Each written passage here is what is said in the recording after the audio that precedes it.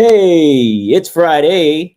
I'm Dominic D'Angelo of AdFreeShows.com, podcast, Heat Wrestling, and SEScoops.com. Also, it's Rumor and Innuendo, and happy to be a Friday. I'm here with Mr. Robert Karpos, WD Creative _ish. Robert, there's a free library near me, and guess what book I found in it? What? Am I on the right show? Kelsey Grammer. So far. Oh, that's tremendous. By the way, probably one of the only books where you should go with the audiobook.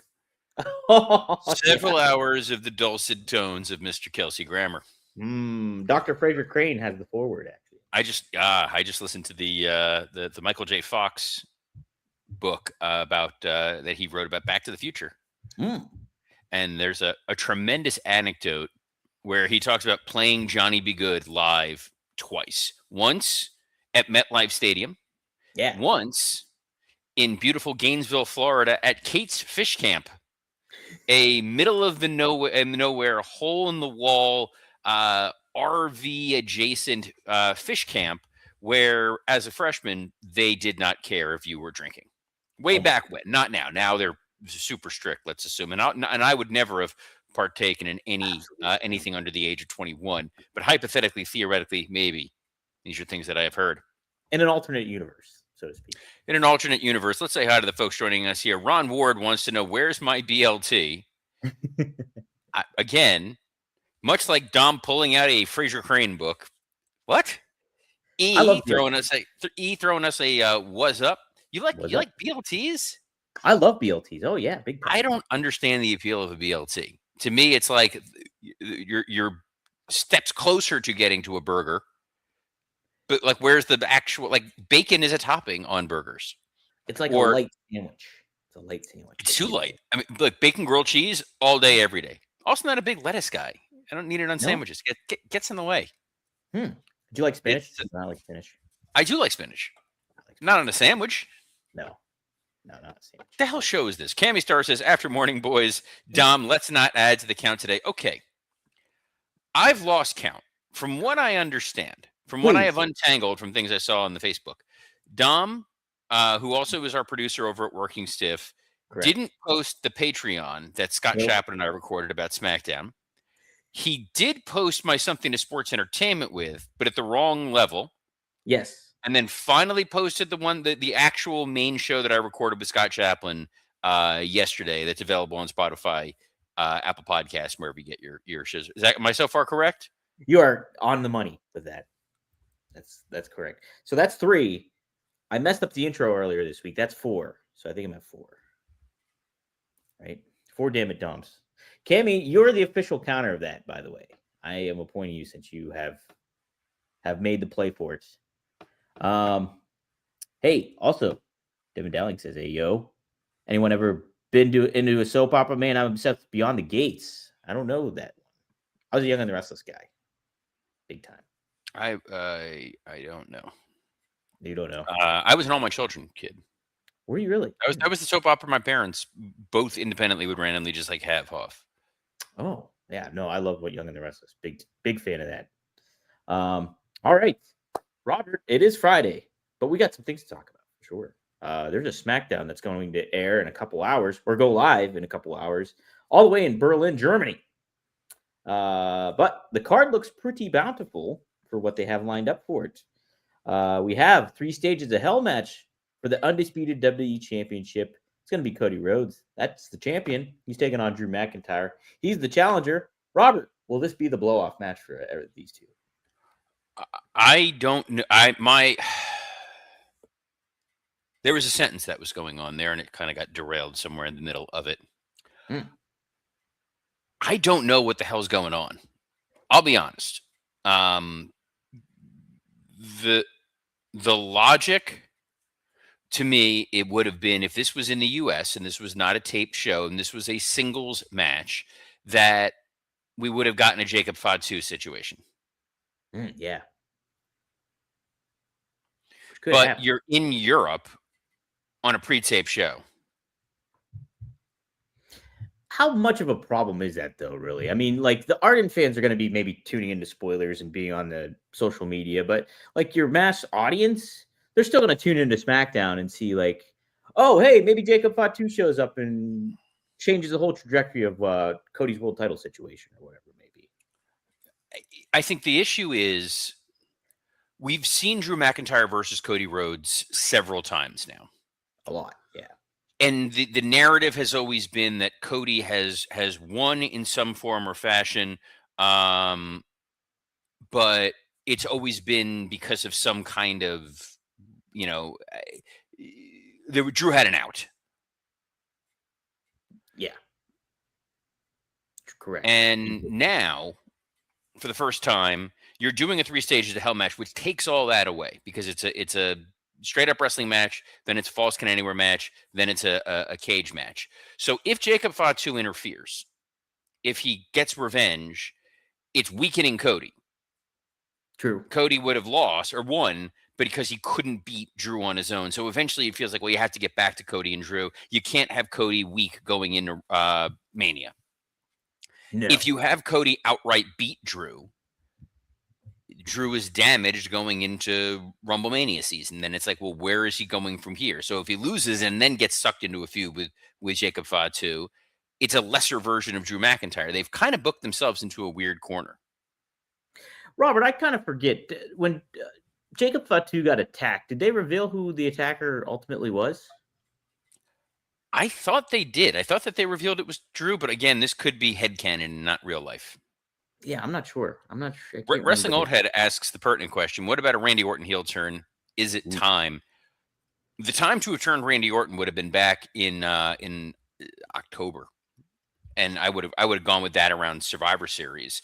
Randy was off TV for a little while. Now, to turn him so quickly toward with this close to WrestleMania, I think where Randy's value is at the moment is going into the Rumble. This narrative that Randy Orton, Sami Zayn, Trick Williams, Drew McIntyre, everybody's coming after Cody. They all want to be world champion. I think that is the compelling story for Orton. An outright Randy Orton heel turn, which deserves a lot of time, would be curtailed because we're most likely getting Cody and Roman. You think so? Do you think so? Yes, I do, because you have to look at what's going to be the biggest name on the poster.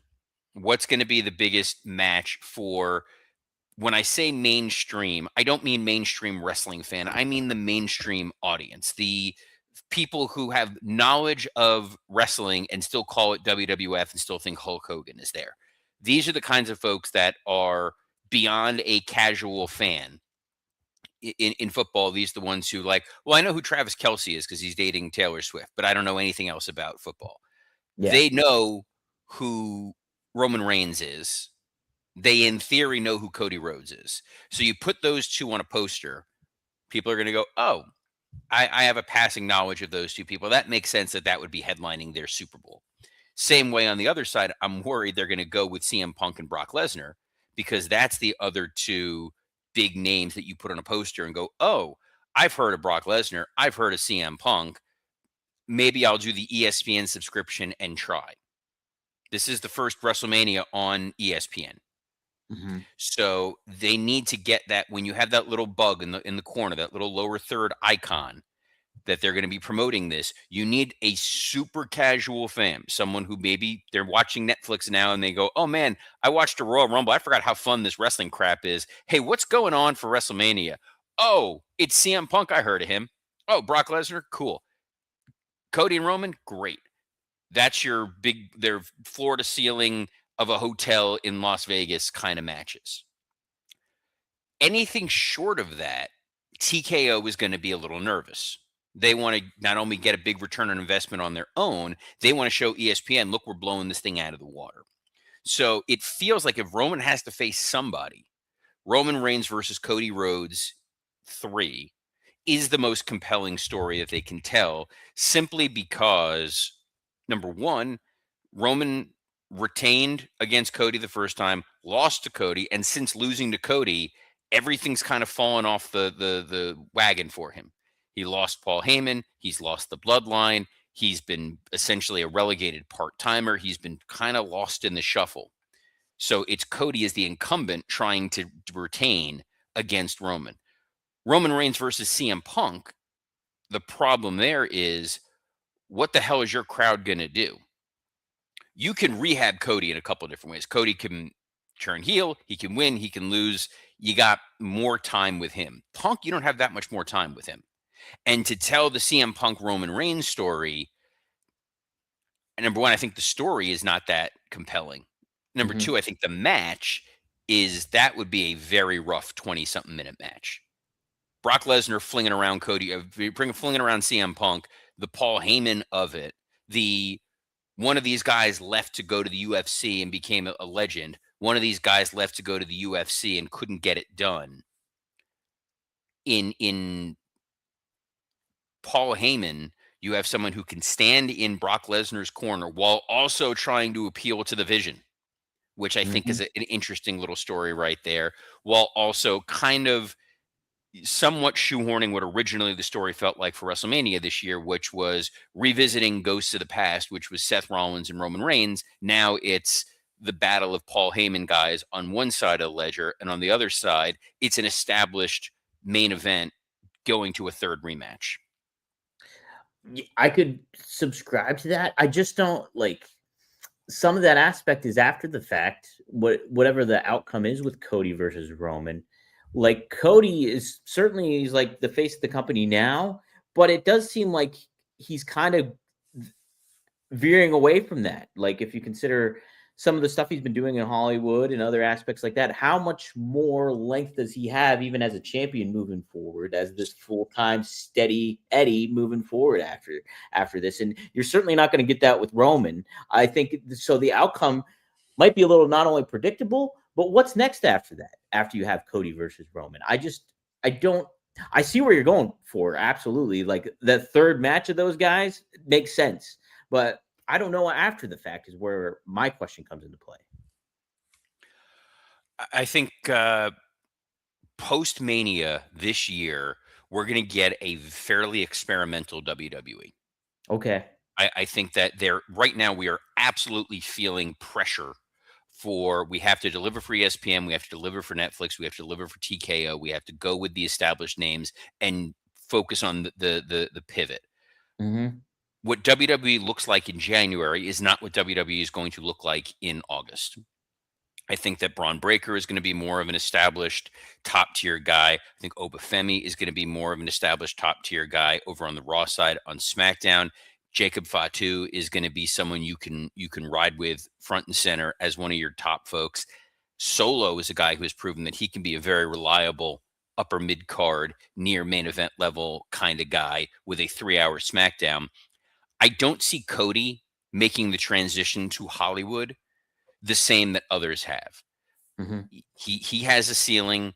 We have yet to see him demonstrate any sort of acting charisma outside of professional wrestling. I was literally just talking about this earlier today with Mike Lawrence Oh, of Working Stiff, since he's working on he's on the writing staff for the Golden Globes. yeah, yeah. So we've been talking about Marty Supreme and talking about Timothy Chalamet and how well Chalamet did on Cody's podcast.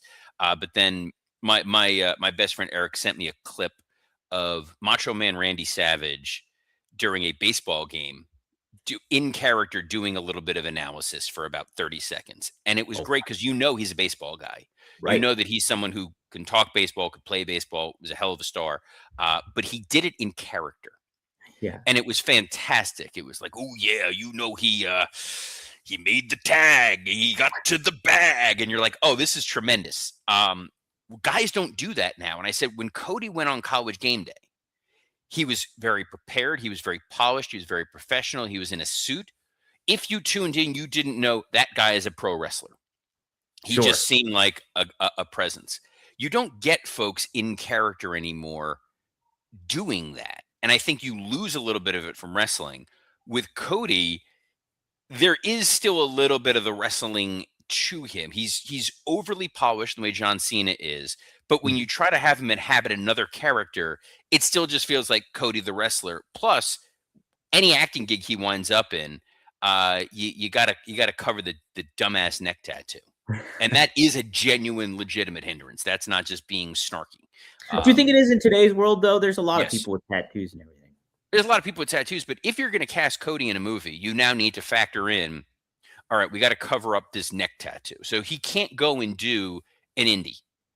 He Hmm. can't go and do a low cost movie. It's going to increase your budget in some capacity because you got to cover up Fair point. the neck tattoo. He's also a dude who he's held himself out as saying, "I'm QB1. I'm the guy who's in this for the wrestling." It's why I love Braun Breaker. Braun Breaker is a dude who has no aspirations beyond I just want to be the best at the pro wrestling. And when you know you have a guy who's got 1 foot in, 1 foot out, you don't lean on him. I don't see Drew McIntyre ever leaving WWE. I think he's a guy who, in a perfect world, it would have worked out for him in that babyface push, but pandemic was what it was. Hmm. I think he's absolutely incredible. I think Jacob Fatu, who I think of as an established veteran in my mind because I've worked with him for so many Yeah, years. He's 33. that's crazy. Like That's there is crazy, isn't it? like Wrestling Old Head says Sami Zayn is a lifer. Sami Zayn's a lifer, but Sami Zayn's tenure, he doesn't have that much more time left Yeah, on the clock. Maybe there's another 5 years out of Sami Zayn where he's able to really deliver at a high level. Like not everybody can be AJ Styles. Not right. everybody can be Rey Mysterio. So when you're looking at where the WWE is going to go post Mania, it's who are the guys that are still going to be there? Punk, it's like mentally he would love to. Physically, we all know one wrong step, one wrong move, one wrong whatever, Punk's going to be on the shelf for an extended period of time. Seth Rollins, how many times have they tried to really get behind him in earnest, and he has wound up getting injured or something, and they had to change plans? Like Sure. he's a dude who mentally wants to do it. Physically, I'd be a little concerned. Um, it's gonna be strange, but I think this three stages of hell situation today, it's gonna be very telling. Because if you just beat Drew outright, you're like, okay, we're kicking up our heels until Mania, and then it's who wins Rumble, and they're gonna go face Cody. Right, right. Yeah, I'm like I. That's certainly a clear cut kind of card that you have set up for WrestleMania for your top matches.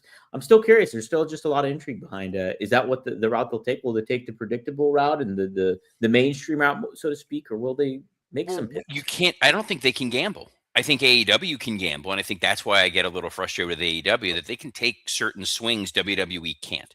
Mhm. WWE of old, if it's January and Mania is in April, you could have 3 title changes between January and April, Yeah. and nobody bats an eyelash. Like eventually, you get where you go. Now we're in an era of long title reigns that Hmm. means something. That if Cody were to lose the title today, I know that the show takes place in like an hour and a half or whatever it is. It Right. starts. Yeah. Um, if Cody loses the title today, they go, man, he just won it at SummerSlam. What a short title reign. It's crazy. That is crazy to think. And then if he wins it back, he's now a 3-time champion in a year and a half span. Which is also nuts to think. It's a little kooky, but also, I mean, Punk won the title twice last year. Hmm. You've still got Gunther who's floating around out there with nothing to do. Boy, that's another thing. I mean, like you put Gunther to defeat John Cena, and he doesn't really have a huge viable dance partner for this juncture at WrestleMania. If that's the card you're going with, that they go with that you laid out. I tried to do the fantasy booking thing of I wanted to see chaos coming out of Netflix's Raw anniversary. I wanted it to be a long-term story. Let's make it count. Get rid of this version of CM Punk that's very commercial, that's very corporate, and get to what makes that guy work, which is he's the outsider who hates everyone, and build a very personal program with him and Braun Breaker, and then just do Gunther and Brock Lesnar. And Yeah. then that to me frees up night one of WrestleMania, a women's match. Hmm. But Yeah. there's you need a compelling story in the women's division, and right now there ain't one. Rhea and Io as tag champs, we bagged on it this week. Of there's higher and better uses for one or two of them. I think their Hmm. triple threat match in Mania last year was our second or third favorite match of the year. It was Yeah. Yeah. absolutely remarkable. I shortchanged it just because I was there live and haven't gone back and rewatched it and saw what it looked like in full presentation. you can get Liv Morgan up to near the top of the card. I don't know that Liv Morgan main eventing is where they're at right now, unless there really is a major story on SmackDown. I don't trust Jade Cargill for more than 3 minutes, and clearly they don't, because her matches have been non-existent. Her character has been wearing a title over her shoulder and saying that she is that bitch. The hope is Bianca Belair can get healthy and she'll return and be in ring shape to headline a show. But then it's fine. Like, Becky is now the Intercontinental Champion, so maybe her and AJ, but that's not a main event kind of match. It's very, very tough. They have a lot of really talented women. They're all just kind of there right now. They have not had a women's match main event a night of WrestleMania in a couple of years, which I think is a crime. That triple threat really should have been a main event match. Should have been one of them. Should have been one of them. And if you're not going to go with a women's match, you need a compelling main event match. So to me, you've got 4 huge names, the guys that are sitting around. I think those are the 4 guys in the commercial, aren't they? Yeah, basically. I didn't even think of that, but like, those are the 4 guys in the commercial. So you're not putting Brock Lesnar in a random mid-card match against Jey Uso. This isn't remember the one year where it was him versus Dean Ambrose? Oh my God. They just did that match and it was like, wait, what? Oh my God, I forgot about that one. Yeah. Don't forget, there's also it's crazy. They may need a space for Chris Jericho. It's true. Dude, WWE is in a very odd place right now. They have the talent, it's just a matter of utilizing them. And I know, breaking news, there's another talent that they're going to have for quite some time, Dom. Yeah, speaking of maybe long term, here we got Logan Paul. He revealed on his podcast, Impulsive, I actually just signed my official long-term contract with the WWE seconds ago. We took espresso shots. I'm officially a full-timer now, he revealed. All you people saying I'm a part-timer can shut your mouth. Feels good. Feels good to have a job. Your boy is going to be working. I'm excited to get the year started. 2026. I want to hit it hard. I want to become the best wrestler I can be. This only speaks to not only Logan Paul's passion, but like good long-term stuff for WWE, I think, in this regard, because Logan Paul is, I would argue, top 3 heel in wrestling right now for me.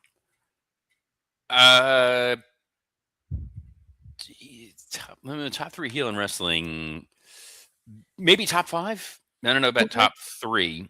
I would say he's probably a top 5 heel. Who would you put above him? The All Elite Wrestling World Heavyweight Champion Maxwell Jacob Friedman. I agree with that. The Intercontinental Champion Mr. Dominic Marie D'Angelo. Or sorry, Dominic Mysterio, not Dominic D'Angelo. I think Drew is a far more effective heel. Okay. And in thinking about it, Seth, before he went down, was probably one of the top 5. Whether we we'll love it or not, he was definitely a top 5 heel. And I've been enjoying Joe's work as a top heel. He's a good heel too. Logan Paul is very, very hateable. He's just not. He's not the 1A on that show yet. He's another guy that by end of year, you could tell a trajectory and a story where Braun Breaker wins the world title and he winds up facing Logan Paul. Absolutely. And then that's why I'm saying it's going to be a youth movement. I think that's where WWE is going to go. Hunter knows the rules. Heyman knows the rules. Bruce knows the rules. You can only rely on the guys you have for so long. Ethan Page, by the way, is a top 5 heel. Just putting that out there. It's the work he's doing in NXT. Eventually, they'll move him up to the main roster. I just think he gets slept on a lot. He does. Ricochet's a good heel as well. Ricochet's a fantastic heel. He just needs a better program. Yeah, absolutely. I'm specifically, like, Wrestling Hold kind of makes my point here too. MJF is a heel, but the fans react to him similarly to Dom. They like to hate him. Logan Paul is actually hated. That's kind of where I'm going from with the top. So I think some of the people initially actually hate Logan Paul because they just hate Logan Paul the person, not Logan Paul the character. They just think that this guy is just awful. But that's a benefit to him in regards to what he's doing. You know what I mean? I don't disagree. I think he he's maneuvered away from people hating Logan Paul the person to they hate Logan Paul the character, and that works. Mm-hmm. And I think he's figuring out how to be a wrestling heel as opposed to he's a celebrity that people dislike. This isn't years ago when they brought in Snooki and people wanted to just hate Snooki because it's like, we don't like you, you don't belong here. Logan Paul is a heel people outright hate wasn't going to last because he's a dude who loves wrestling, respects wrestling, and works his ass off in the ring to the point where you're going, oh, this guy genuinely gets it and wants to do well. So the shelf life of people just hating him being Logan Paul was gonna be short. Now making him part of the vision and a guy that you hate in character, that's where you're gonna make some money with Logan Paul. Yeah. Yeah. I would still, I mean, like, if it was last year, I would definitely put Drew in my top 3 above Logan Paul, no doubt. He might be my top, actually. He was my wrestler of the year last year with Drew McIntyre. But I think how just things have shifted and storylines have played out. I just think Logan Paul would definitely be in my top 3 for this year and maybe. So Drew is a guy who, again, if it weren't in this new world of extremely long title reigns, absolutely would I put the title on Drew McIntyre tonight. Okay, yeah. 1,000%. 1,000% put the title on Drew. He wins the 3 stages of hell. He gets to be champion for a couple weeks. We get to him versus Cody at Royal Rumble in a singles match. You get some kind of crazy ass non-finish. Then you got to go to the Elimination Chamber. And Cody's got to win it back in the chamber to then go face the winner of the Royal Rumble, Roman Reigns. And then there you go. Right. But they're not going to do that because you need to really establish we got to build Cody. We need to get merchandise made. We need shirts. We need posters. We need billboards. We got all the promotional photos locked and in the can. We need a long term. It's Cody. He's our world champion. He's the guy we're running with. It's a different world, my man. It really is. Long term has been the phrase of the day for sure for this episode.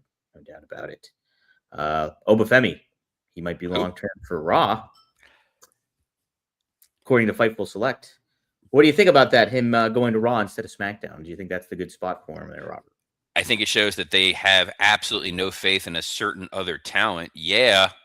Look, you put LA Knight and Jey Uso on Raw. Neither one of them have become the number 2 babyface on that show convincingly. Jeez, that's a great point. They've occupied that space, but it's kind of like a by default. Obafemi on Raw, boy, that's interesting. That is a Dominic Mysterio returns from injury. I'm 1,000%. They're making me defend my title. I'll fight anybody because I'm the greatest champion ever. Boom, here comes Obafemi. And then you're off to the races.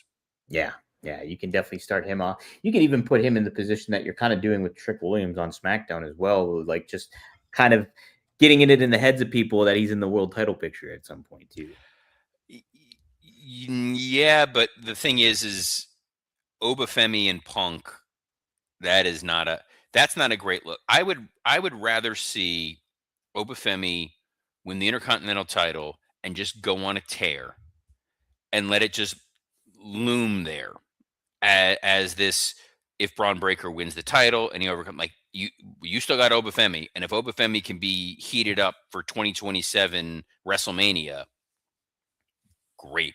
Yeah, no, it absolutely opens up the book a lot more for I think for Raw. So he's also excited. One where sorry, I didn't mean to cut you up, but I just in thinking in 2027, like Mania 2027 is Saudi Arabia, correct? Yeah, correct. So you need sort of a very idiot-proof story for that WrestleMania because you are not going to get a ton of casuals. I don't think that's going to be the case.